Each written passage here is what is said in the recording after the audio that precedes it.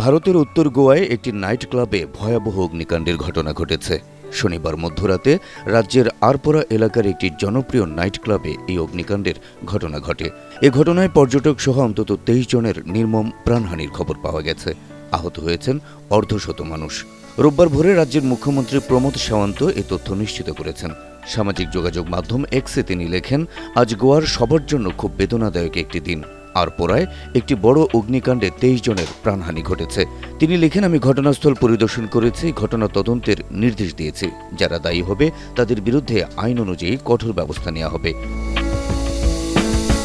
স্থানীয় সরকারি কর্মকর্তারা জানান, বিস্ফোরণ এতটাই শক্তিশালী ছিল যে কয়েক সেকেন্ডের মধ্যে আগুন পুরো ভবনে ছড়িয়ে পড়ে। ফলে ভেতরে থাকা অনেকে বের হওয়ার সুযোগ পাননি।